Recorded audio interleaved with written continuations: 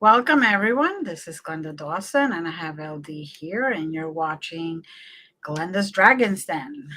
We want to thank everyone for following us, for subscribing, for sharing our shows, and all of your comments. For putting up with my putting up with his. And all of the comments and emails and texts that you guys sent me. We really appreciate it.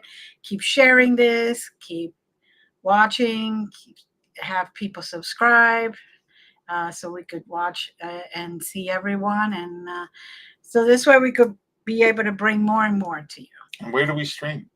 Where do we stream? Oh my God. We stream from my channel, Glenda's Magical Creations, on the Conscious Awakening Network, on the Parapost Network Central, on Roku TV, Amazon Fire TV, Apple TV, YouTube, Facebook, Twitch, you name it. We're all over. We're all over. Well, you're all over. Yeah, well, so, I cover a lot of ground. Yeah, you do. Okay, so on that note, we have a great guest. One of my heroes. There you go. Who has been in the paranormal field, basically, for a very, very long time, and is one of the pillars. Pillars. Oh, he's a pillar. Whereas I'm just a pill. Okay, so welcome, everyone. Meet Keith Johnson. How are you? I'm good. Thank you so much for having me. I'm very delighted to be here this evening. Well, we'll try to maintain that streak. Okay. I'm sure you will. So, our audience would love to hear all about you and all that you have gone through and done for the paranormal field. So. I've been in this for quite a few years, as you know. I've been in it for decades, we'll say. I started out when I was around 15 years old. And you have to realize that it was not as it is today. There was not the, there was no Facebook or anything like that. There was no mass media as we have it today. It had to start out very simple, but that's what we did. My brother and I and some of our friends began seriously investigating in the early 1970s, very early 1970s. We'd go to cemeteries and abandoned houses sometimes and do walkthroughs. One of my best experiences was in an abandoned house. Not that I recommend that, but so that was kind of all we had at the time. Right. And I wouldn't do that now, just go through an abandoned house. But I was in an abandoned house and I was walking down the corridor. Before I left, I had this inclination to look into one of the rooms. Just something telling me, you've got to look into one of the rooms. I just had that feeling, that pull. So I came down the end of the hallway, looked into one of the rooms. There's a rocking chair going back and forth by itself, madly like that. Really. And just by itself, nobody had been in there. So I hightailed it out of there. I ran out of there pretty fast. Just looked at it. You know, I was no doubt that I was seeing that. Then I ran out. And very, very quickly ran down those stairs and was hyperventilating. But it really convinced me that there was something there and it had showed itself to me. It had chosen to show itself to me. I felt the calling and I went there. I wanted to know why this was happening. My brother and I had quite a few experiences growing up in our house, and it wasn't an old house. The property had been there for some time. It belonged to my grandfather. It was a pony corral before that. But my brother and I were very young, about 2.5 years old when our house was built. And we did experience quite a bit of paranormal activity in that house. It was things from laughter outside the window to footsteps down the hallway, and a woman's riding glove or driving glove, whatever it was, just appeared in the hallway, looked again, it was gone, different things like that. So when we were in our mid-teens, my brother and my sister decided they were going to try to contact this spirit. And they used a communication board, of course. And it spelled out what it seemed to be spelling out was a lot of names, but one in particular was Sylvia. Sylvia came out, and they asked, "Where are you, Sylvia?" It's spelled out cellar, Cellar. So my brother and sister went down to the cellar. They stayed on the stairs for about several minutes, and they thought nothing's going to happen. Suddenly, there were three resounding knocks, pounds on the wall. So they figured that was Sylvia contacting, and they began communicating more and more. I kind of myself shied away from that. I didn't really want to be involved in that kind of constant communication, but they seemed to have a friend there. And then my brother was downstairs in the cellar, and something, Sylvia or whatever, began appearing. My brother thought it was me at first, but then he looked closer. It was like the shadow of a woman with no footsteps. He could hear no footsteps walking past. And then one morning, the full-bodied apparition appeared to my brother, and he just looked at it. It was a woman from around the turn of the century. She was wearing like a gray dress, perhaps a pinafore. Her hair was done up, and she looked a little disheveled. Just stared at him with an icy stare, and then just vanished. From the waist up, she just vanished. So he thought, nobody's going to believe me. So he did more and more communication with the spirit board. And finally, some negative activities, real negative activities started happening. The board started saying some really threatening things, very bad threatening things, threatening the family. And then it just wouldn't move. And it was strange because my brother and my sister would try with all their strength to move it. The planchette just would not move. It was like locked in place. Bad things started happening. My sister got pushed. It was frightening, but bordering on very harmful. So it was also the time my brother and I met up with Ed and Lorraine Warren for the first time at a lecture they did at Rhode Island College. And my brother started actually participating in the lecture. Ed Warren could see he was answering questions from the audience. So Ed invited him down to stand next to him for a while and do some Q&A with him on the stage. And afterwards, we were invited by a local investigation group, which very rare at the time at Rhode Island College. It was a parapsychology club called PIRO, Parapsychology Investigation and Research Organization. And the name's actually longer, but that's the abbreviation. So PIRO, PIRO. And we became members of PIRO when we were 17 years old. That was our first formal paranormal investigation group, a parapsychology club at Rhode Island College. And from there, of course, we were members of PIRO, and there was no way to get the word out about us, just little publications around the campus and such. So I came up with what I thought was the brilliant idea, just do a little ad, put it in a local paper, advertising our services, figuring what they call us crazy, we just get laughed at. So we investigate things free of charge that are unexplained, and hopefully somebody would read between the lines about that if they're having a problem. And lo and behold, 3 weeks later, we did get a call from a woman in Harrisville, Rhode Island named Carolyn. And she was having a lot of trouble, a lot of spirit manifestations in her 18th century farmhouse out in Harrisville, the Harrisville section of Burrillville in Rhode Island. And she asked, would you please come investigate? Would you mind coming to our house and investigate? We said we would very much like to. We met with her personally. She introduced herself, and we got her story of some of the things that were happening in that house. Pretty horrific. Some of it was just interesting, but some of it was getting very horrific. She seemed to be being targeted. Now, of course, we found out that that's not that uncommon when it's that kind of a haunt situation where it becomes like an infestation and then becomes very oppressive. She was being oppressed and she was being targeted. You could tell she really was.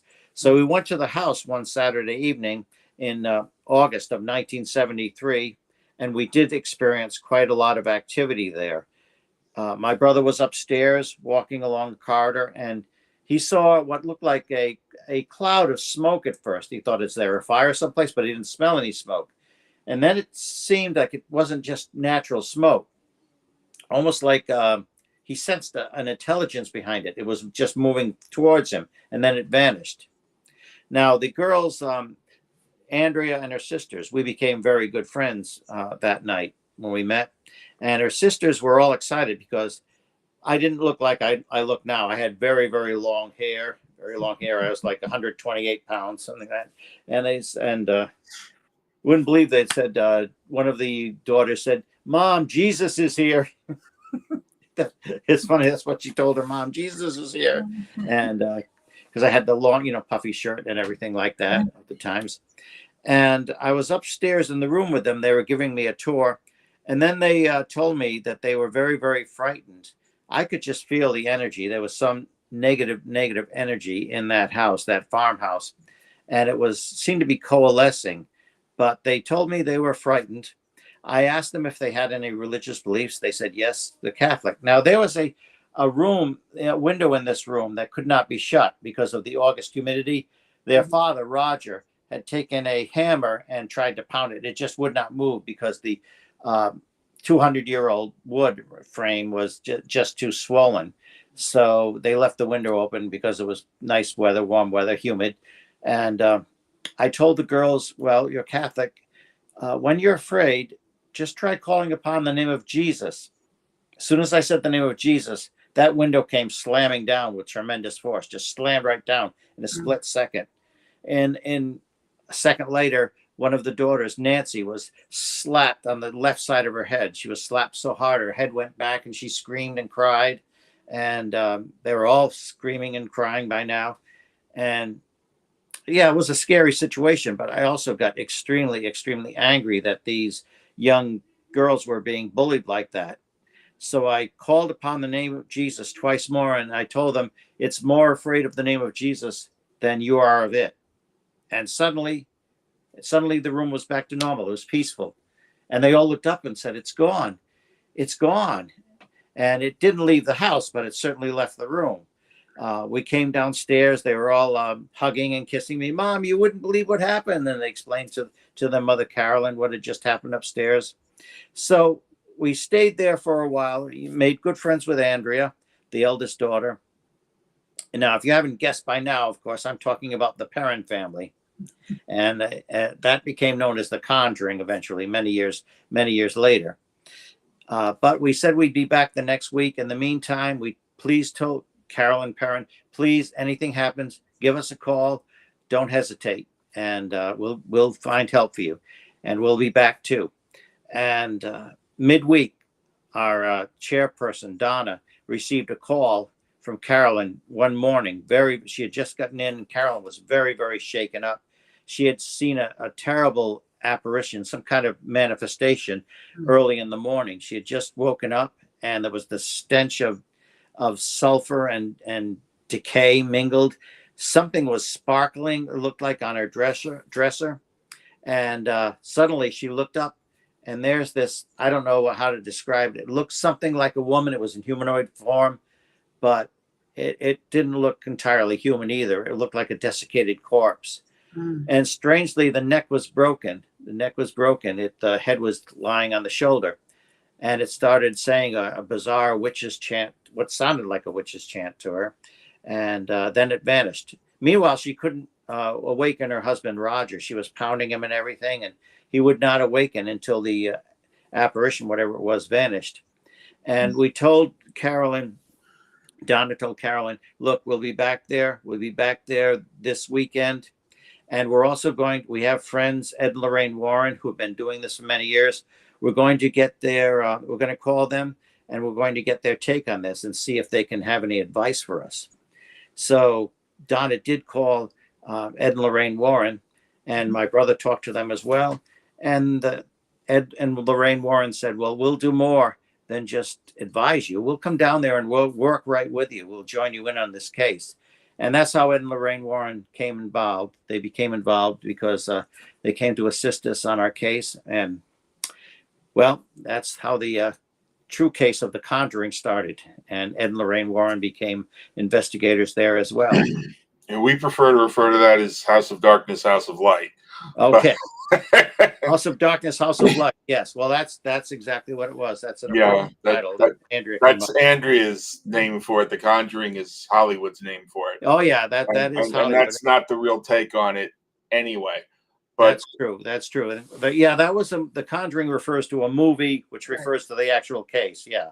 right, I always refer to it as the farmhouse. You know, I just right. never think of it as the farmhouse. That's what I've But always called it. I want to get back for a moment to Sylvia. Yes. Did you ever get any historical documentation on who she was? No, we never did. We never did. And I'm wondering, I'm always looking to do new research on that. We haven't found who Sylvia was, if that was indeed a real person's name who lived there. And see, it's very difficult when you're doing something like that to pinpoint exact names and places and details and dates. It's You have to wonder how much of it is an actual spirit manifestation and how much is it your subconscious just moving your fingers back and forth. So to me it seems to be a combination of both of them, but Sylvia may indeed be a real person. I'm really hoping to do more research on that, and I'd love to find that name, pinpoint out who that woman could have been. And then there's our Obviously, friend Chip Reichenthal, who, his book is Even the Dead Won't Tell You the Truth. oh But, yes. uh, That's true. That's so true. is that site still accessible? No, it's not. Other people own it now. We haven't lived there for quite a few years now. That was our childhood home growing up. And however, there was a clergy there that did a blessing. Things got so bad that Ed and Lorraine, of course, they became friends with my parents, and they were over for dinner one evening, and we had a wonderful, wonderful time. A couple of times they were over for dinner, and it was always a nice time when Ed and Lorraine were there. We'd have a nice dinner. And then, of course, they investigated the house. I remember Ed going down to our cellar without Lorraine. He went down there by himself, and it was kind of darkened in there, too.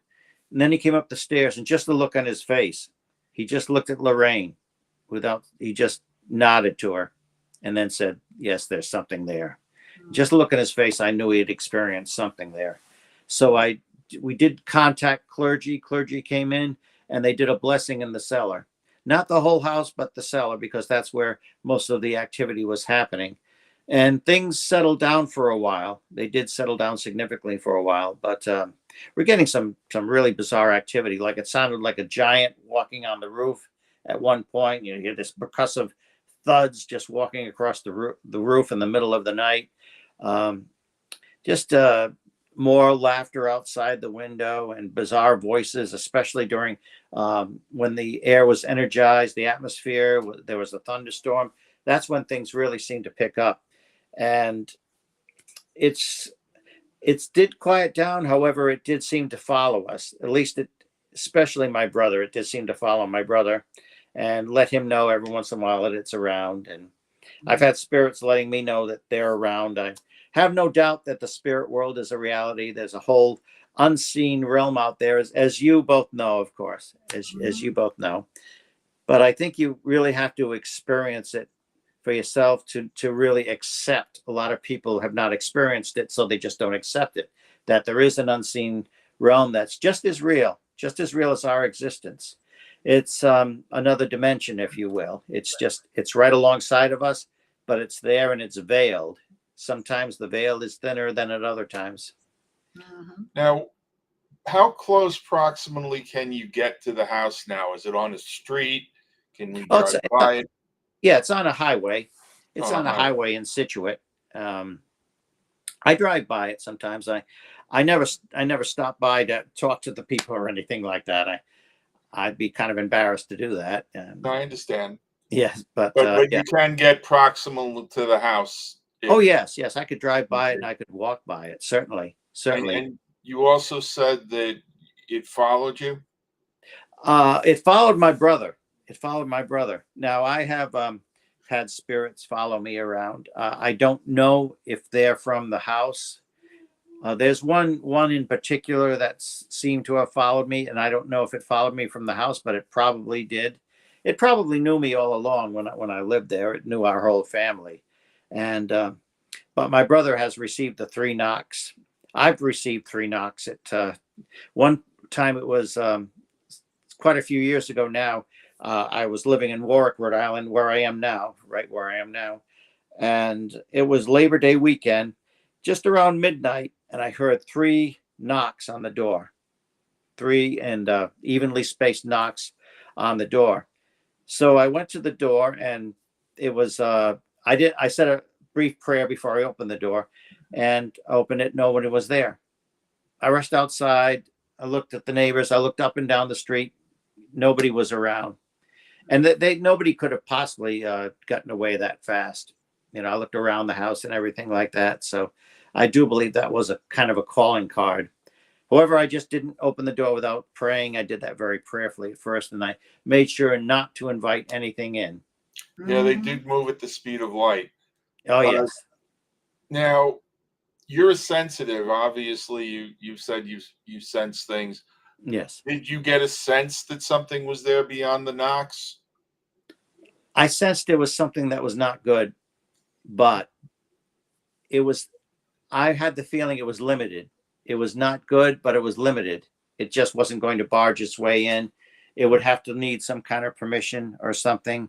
I sensed it was testing me. It was testing and warning me, just letting me know you're being watched. It's like the proverbial men in black, except you don't see them. That's my take on it. But it didn't feel like Sylvia. No, I didn't feel like Sylvia. Not to me anyway. And do you think you'd remember that feeling if you felt it again?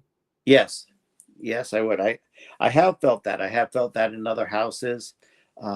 It's a particular feeling. Sometimes it's stronger than at other times, but it's kind of like you get electrically charged. You get a feeling that kind of like a nauseous feeling, is almost as if you're walking into a power plant. You get that kind of unhealthy feeling, but it does seem to be electrically charged. You feel the energy, and it's just something intuitive that something's around, and it's letting you know. It's purposely letting you know. I think they do have to do any kind of manifestation at all. I think they do have to kind of cross a line, so to speak, to move into our, kind of like switching radio channels. They have to come into our frequency to let us know they're there, or do any kind of communication like that at all. Well, it depends. Some people are able to be multidimensional and communicate with them by going into theirs. Yes. Some people do that. Some people do channel and they go into theirs. They go into multi dimensions. A very interesting near-death experiences too. Sandra finds them. My wife Sandra finds near-death experiences very, very interesting. She's never had one, but she's been having dreams, a lot of dreams. She's had some dreams recently where she knows that her parents are connecting to her. She can sense them, she can feel them, and she sees them. She recently, her parents are, of course, deceased now, but she does feel very close to them. She's had a dream recently where her mother was with her. They were in some cabin having pancakes. It was such a relaxing atmosphere, and her mother was instantly recognizable, but younger. Her mother was noticeably younger. And when her dad passed, she began receiving messages like feathers. She found a feather where there should have been no feather. It was suddenly there. So there is quite a connection there. We both feel that there is. Yes, having had NDEs, I understand. Glenda, what are you on? Like 6, 7? 5. 5? Yeah, you're only admitting to 5. Yep. Huh? Okay. Yeah. So you both had the NDE, both multiple times. Mm-hmm. Yes. To the point that they every single time paddles to bring me back. I was going to ask you, are you like, is it life threatening every time? Because it's a near death experience, so it must be life threatening every time you do that. But beyond the paddles, they've thrown her back. They just push me back. Yeah, right. You got work to do. You got work. Yeah, you're not ready yet. We're not yet. Well, they're not ready for her. Well, let me ask you, how do you feel when they throw you back? Would you rather stay? Would you rather have them not throw you back at times? I used to want them to not throw me back until I had my children. And then Okay. I was like, okay, now I got to go back. So I don't Right. care if you want me up here or not. I'm going back. Now you know you're very, very needed here. You're very much needed here. Right. But I guess before then, you could have stayed where it was peaceful and without pain, right? Exactly, exactly, and in a beautiful, loving environment. So Oh, that's wonderful. That's what But I'm whenever we glad go it's a good down this experience. road, I'm very quick to say yes, that it's not an exit. In other words, people that are a little frustrated or very frustrated, you need to finish your work here, or you're going to have to just do it again. Uh-huh. So it's very important, regardless of how challenging things get here. It's not a viable alternative, and Glenda will second me on that. yeah. Hmm. Ending your own life is not good. Right. You'll Well, just then it have becomes to, like Groundhog Day, right? yeah. Then you have to repeat it again, Yeah. and it becomes harder. So Hmm. it's best to just learn your lessons, grow, and do what you came here for. Go back. You could rest extra. You could take extra vacation, as they say. Do your Hmm. soul evolution, but finish it. Right. Yeah.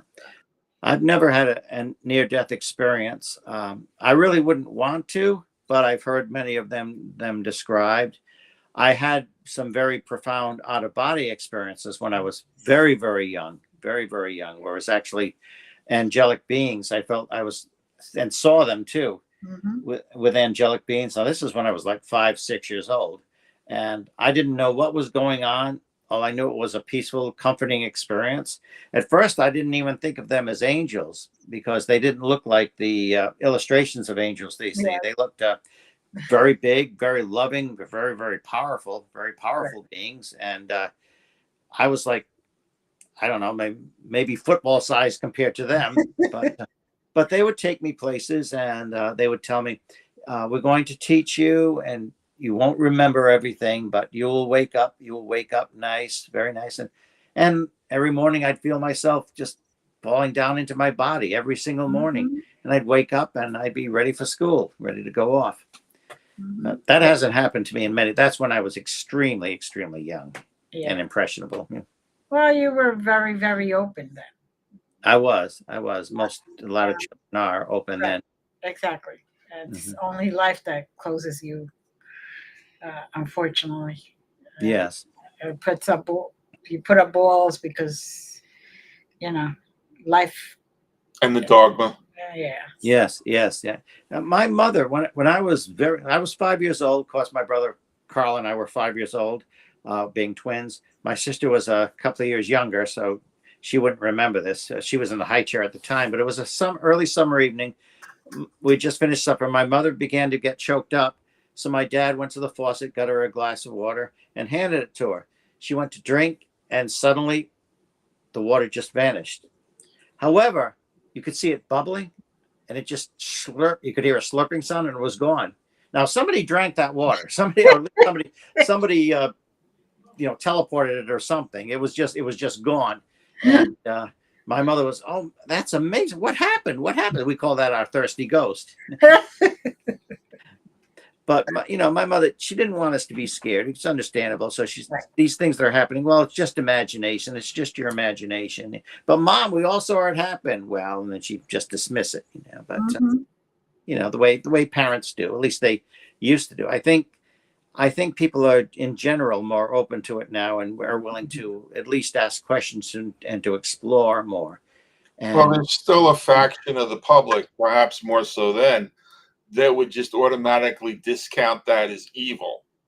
yeah, And so people wouldn't want to acknowledge it or have you guys talk about it at school, or, you know, even mhm. Andrea ran into problems with all the stuff that was going on in her house. Oh yes, People didn't want to deal with it.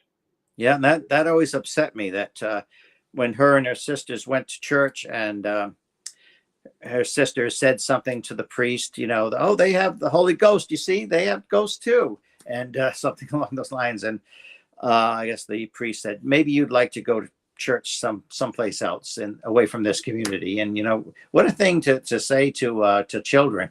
Right. But I mean, the clergy, they're human too, and they can only deal with so much. Some clergy are specialized to deal with supernatural events, and some aren't. I mean, they're all supposed to be ready to deal with the preternatural as well, Right. but that gets scary, and that's when you just they're people, Exactly. which is what happened in Andrea's house when they eventually had that famous seance there. It was close to Halloween in 1973, and they had the big seance. They had a reporter there. They had two psychics, Lorraine and another psychic. They had more than one reporter there, actually, and they had one young priest, for the clergy there. And I guess when things really got out of control, he was not prepared for that. He was like looking around like, what do I do? What do I do? I've never been through this before. A good learning stage for him. I don't know what ever became of him, but yeah, he was not equipped to deal with something that he obviously was not expecting something to really manifest like that, and Right. for Carolyn to actually go under like she did, but Exactly. And I'm sure it did two things. Either it made him more thirsty to get more prepared, or made him quit. yeah. I think we have a celebrity. Huh? Yeah, I think we have a celebrity. Oh, I see. Yes. Oh, okay. Hi, Carl. Carl is here. Keith will help to provide a balanced perspective. The thirsty ghost. Yes. He's the only one besides me that would remember that. Even my parents, though they experienced it, they they just didn't want to talk about it too long after that, because it wasn't the norm. It just didn't fit into the daily norm. And how do you explain that? Well, I mean, I've served on boards of directors of regional and state mental health associations because of the perspective I bring to this. And, these people you've got locked up, they're not all that crazy, and Yeah. that's what would happen is, people would get locked up for this. Mm-hmm. So, ain't nobody got time for that. Right. Well, I know people who are going through this. I'm contacted all the time, very, very frequently.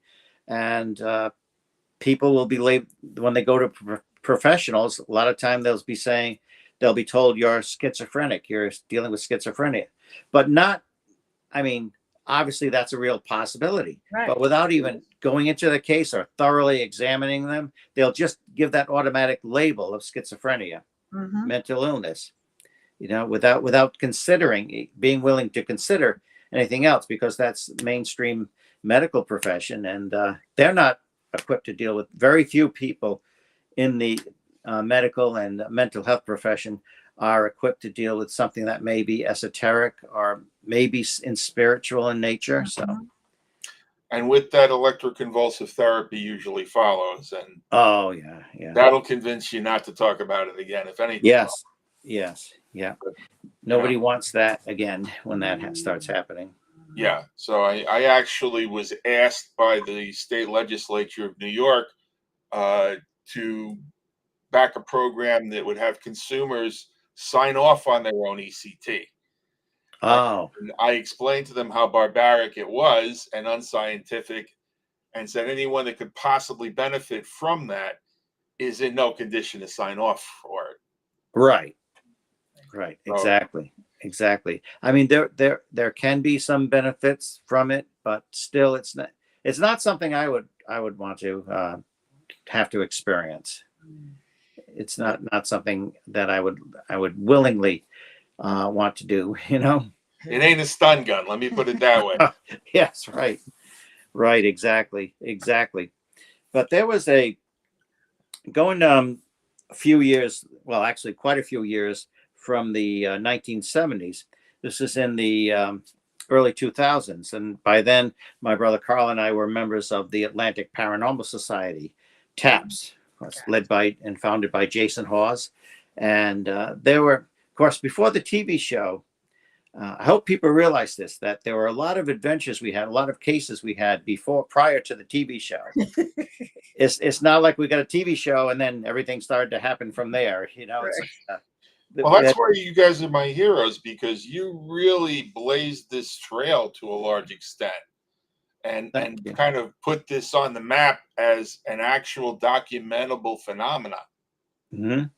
Thank you for saying so. And that's one thing that I'm glad you said. Yes, we did document, especially me. I was always the one recording, and had my friend Rich, who was also a member. He was always recording. I mean, but I was constantly had my tape recorder with me. I don't know how many tape recorders I've gone through by now, but I even now I have to get another one because one I was using is going to its great reward. But yeah, we were in this house and we were called up to Skowhegan, Maine. And this is, of course, never on the TV series. This is years before. But Skowhegan, Maine, they were having a situation very, very similar to what the parents were going through. It was Kevin, early 1900s. It wasn't quite as old, but it was an old farmhouse. And these people were renting. They didn't own it. They didn't buy it like the parent family.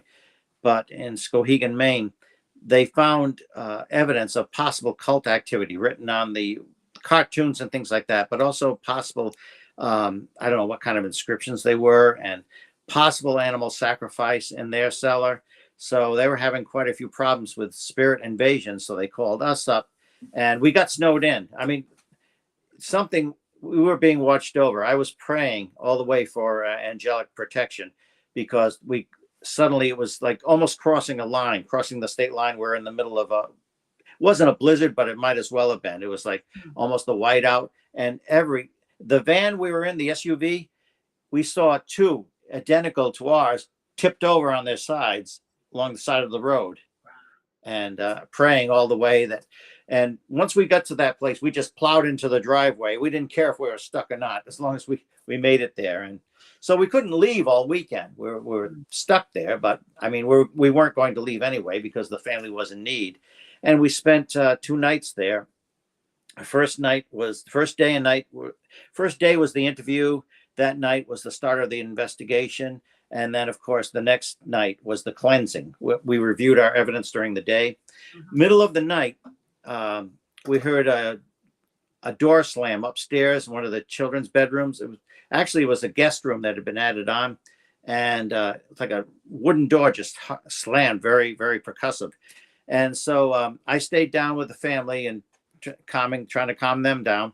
And Jason and a couple of others went up. Our team member, Rich, had his video camera up there recording, and it actually was, coupling. It recorded video and audio. It's saw a lot of, I don't know if they were dust orbs, but suddenly they started coming up all over the place. But you heard the footsteps coming up, and we asked the next day, Jason said, anybody know what time that happened? And I said, yes, I know the time. It was just around 2:30. So we fast forwarded the recording, and all of a sudden you hear Jason and a few other members coming up the stairs. You hear their footsteps, and you hear this little girl's voice say, "They're coming." And then you hear a man's voice say, "They're here." And then they come in and walk around and everything. So quite a bit of evidence documented there. That case was I mean, we felt bad for the family and everything, and we did our best to help them. But as far as collecting actual solid evidence, that was very, very conducive to that we were able to and a bunch of EVP too during the conversation. And like, for example, one of the little girls in the family asked, why would there be spirits here? And Jason said, there could be all reasons why human spirits are here. And I played back the recording and I heard a voice whisper, "I know why. Miracle." So that's obviously something very, very intelligent. And then the night of the big house blessing, where top to bottom, my friend Brian and I were outside, and we went to the chicken coop, and there were these freeze-dried chickens. Some of them were like desiccated carcasses, but some of them looked like they'd just been freeze-dried, standing upright in the snow. The chickens had just frozen like that. I guess they'd been abandoned when the family moved out, the previous family. And we found a deer head in the cellar, but it hadn't been mounted, and it had no eyes or anything like that. It was kind of gruesome. So then we started the blessing outside, and then we started up the staircase and the downstairs room, and then the staircase. And Jason had everybody lined up in front of me because I was leading the blessing. He had people lined up in front of me and in back of me. And Jason said, I want somebody in front of him and in back of him at all times, because if this thing strikes out, it's going to strike out at him. And the mother of the household had tears in her eyes, and I squeezed her wrist and told her it'd be all right. And we went up and I did the blessing in every single room. We could hear these voices and they're like moving, even though nobody was up there. We could hear moving from room to room, and the rooms were empty. So it was almost like we were chasing something that was invisible, and you could actually hear it going from room to room. And obviously there were multiple witnesses of that. And the blessing, it took, I mean, by 2:30 things were still going on, 3 a.m. And we're just, Jason was, they called him up from on the radio, said, Jason, there's activity down here. The parents are very upset. What do we do? And he finally just goes, chill, you know. Mm-hmm. So I went downstairs and helped them out and continued the blessing. It's interesting. It was in the wee hours of the morning. I asked for a sign of departure, in the name of God, of course, in the name of Jesus. I asked for a sign of departure. Mm-hmm. And it's a few minutes later, all of a sudden there was a 200-pound parrot cage with a beautiful African gray parrot in it. And all of a sudden, thing was 200 pounds, but it started moving. It started vibrating, and we saw it starting to move, and then it stopped. And I took that as a sign of its departure. So that's the Skowhegan case. That was extremely interesting. And Jason had mentioned that he was contacted by the diocese up there and that they wanted us up there. So that it was a success. I mean, they did have problems several months later, but that's because the daughters were a little older now. They started having, some of their friends over who had been drinking, or they need to stay the night and everything like that. They were adding to negative energy. Mm-hmm. So it started feeding. I would really say it was feeding off this negative energy again. The entity, that gatekeeper, I guess, in that farmhouse. Eventually they did move out, and they were renting it anyway, like they didn't own it. So right. Yeah. It's wonderful. Oof, I'm getting chills. Yeah, we are not fans of the board and the planchette. Good. I'm glad. No. Well, good. I'm in good company then. Oh, yeah. No. Our take on it is that it's basically a prop to focus intention. It's yes. the intention that opens the portal. And if you need the board, you're not prepared for what could come through it. Yes. That's a very good saying. I'm going to remember that saying. You need the board. If you need the board, you're not prepared to close the portal. Yeah. Right. To close the portal. Right. Portals, I find, I don't know if we open them, they're already there, but they're a lot more difficult to close once something's brought in, because you have to get whatever's there out and then close it. And and the reason Sandra and I disagree with using the board is because, well, like I said, a lot of times, I think most of the time, it's somebody's subconscious. You're answering your own questions through your subconscious. However, what you're doing, you're inviting something, at the very least, something to push your hands out of your control, out of your cognizant control, and you're inviting something permission of your own free will. Right, exactly. And at the worst, it's actually at least temporarily taking over your motor control, guiding your fingers and everything. And that's why it was so strange when my brother and sister were using it, and suddenly it was like a dead weight. They couldn't push it. I mean, it just weighs a few ounces, the planchette itself, but they were, especially the plastic kind, but they just could not push it. Something was holding that in place and giving threatening messages and everything. I remember my sister said Ted Bundy came through at one time. I don't think it was Ted Bundy, but I think it was like, oh, are you calling on Ted Bundy? Yeah, I'll be Ted Bundy. Because that's a scary situation. So yeah, they're going to use something that will frighten you, or at least give them power. That's what. Yeah, they'll say the devil himself, even if it's not. Mm-hmm. So people want to see you now. For example, what kind of activities or events are coming up? Well, we're going to be at Phantasma Con. That's Ed and Lorraine Warren's, of course, in their honor. Obviously, they're Right.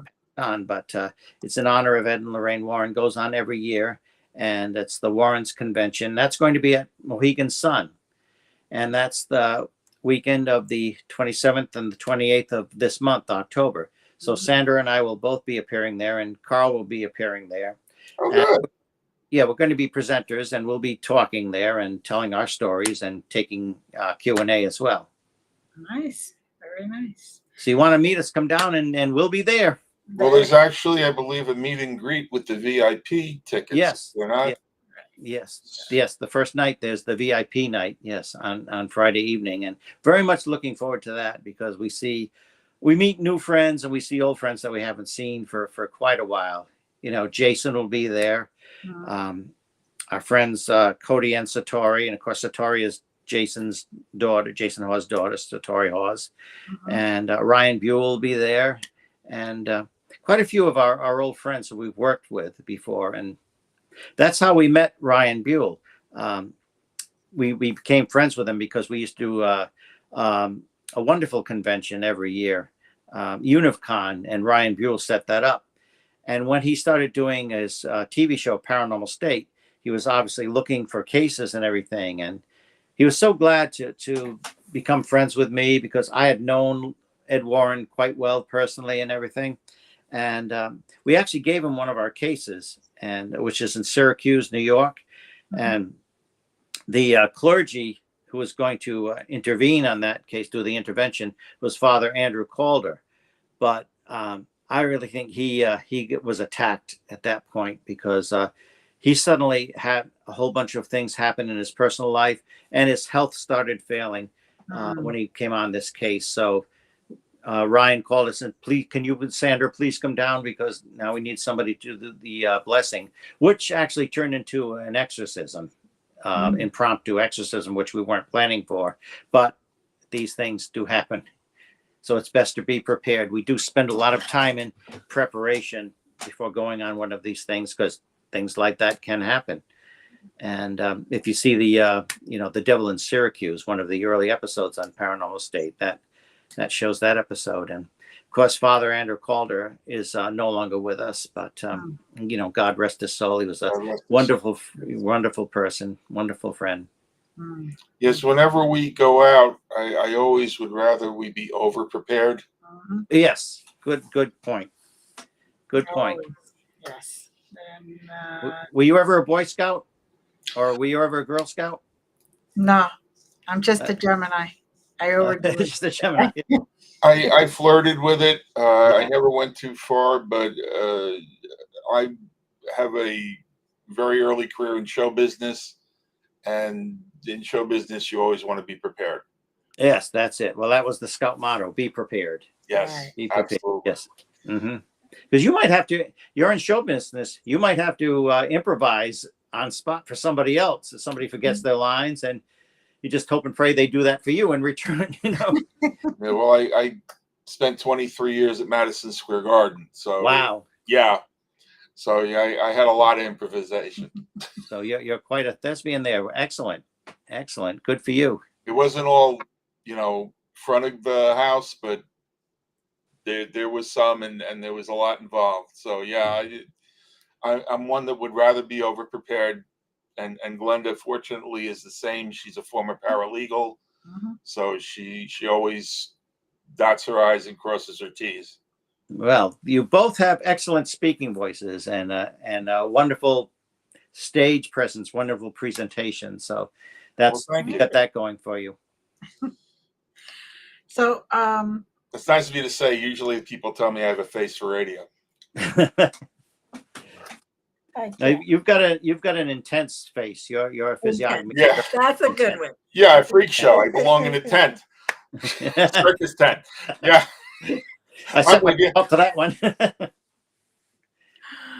So yeah, now I hear rumors you have a YouTube. Yes, we do. Ghosts Are Near, and it's our YouTube show. It's something at least I enjoy doing.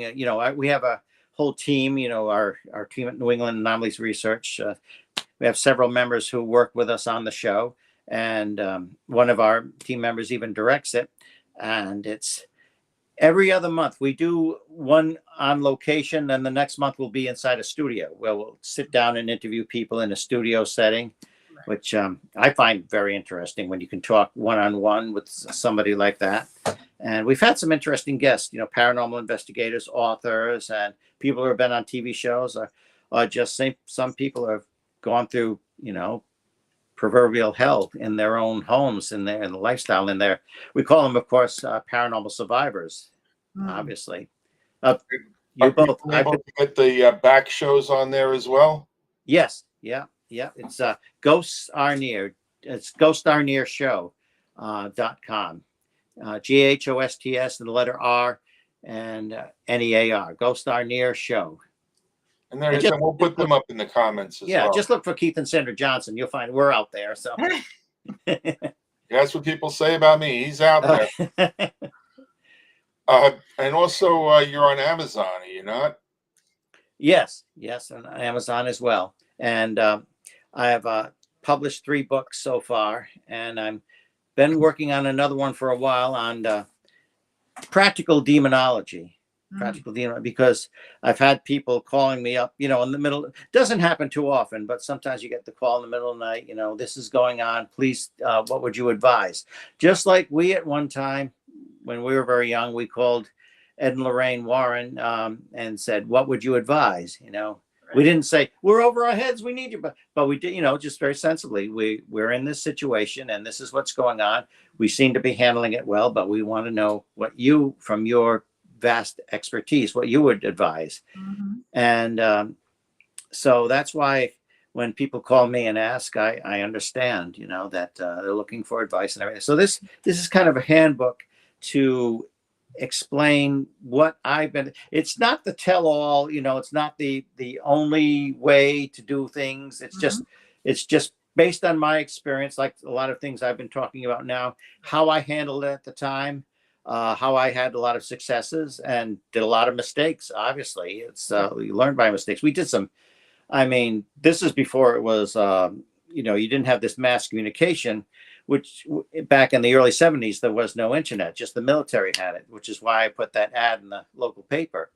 But I really think that was divine guidance. That Carolyn was brought to us. She happened to see it in that paper, just when she was mostly in need, where she had nowhere to turn because she was just being ridiculed by family and friends on all sides. There's not something you could just sit down in a coffee shop and just start chatting to.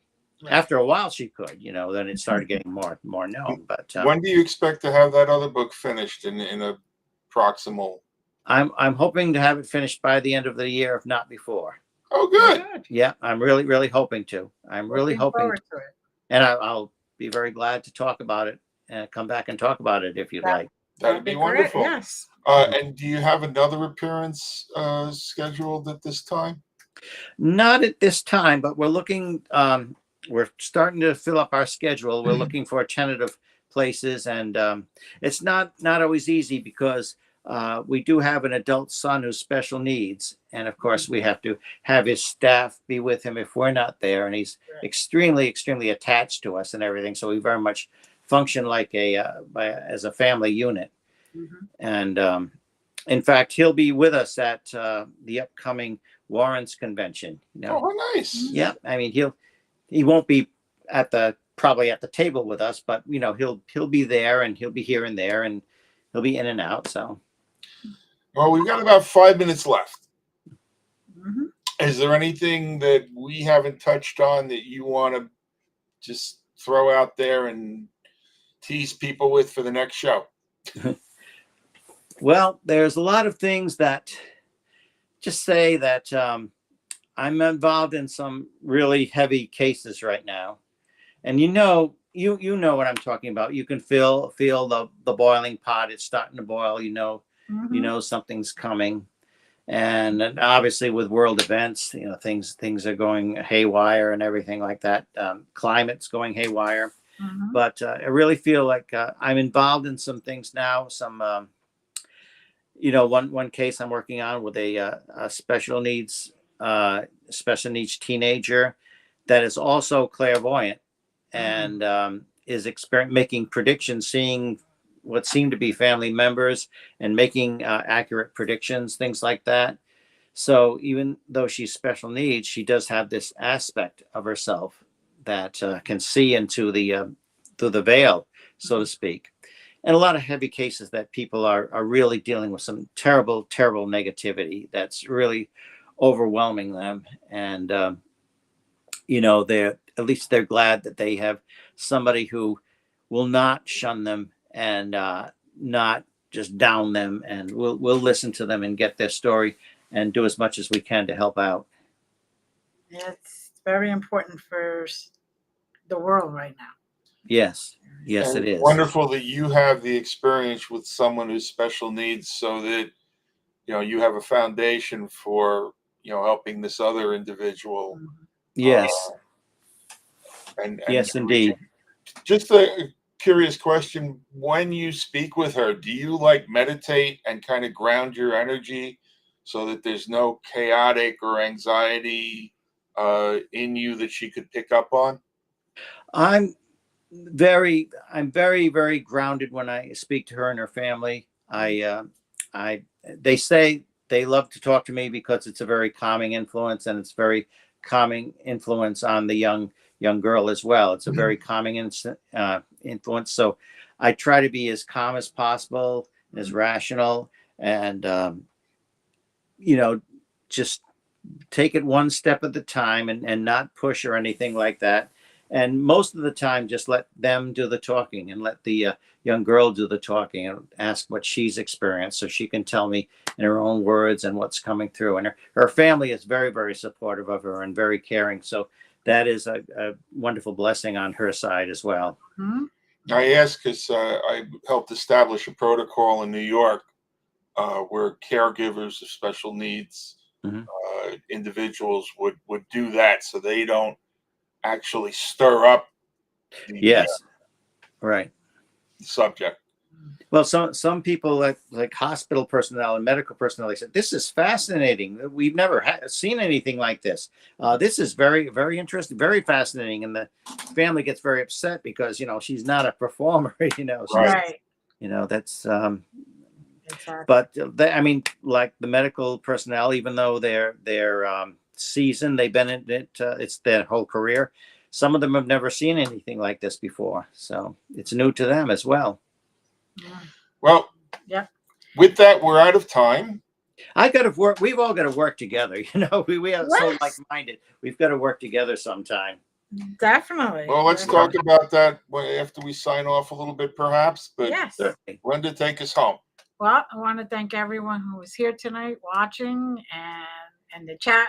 I love all the comments in the chat, all the going back and forth. And thank you, Carl, in particular, for joining us. Yes, thank you. Thank you, Keith, for all those wonderful stories about your experiences and how profound they are, really. So we thank you. Thank the audience, of course, all those that were watching, they're following. And as always, we'll see you next week, and we love you. Be safe, everybody, please. Bye.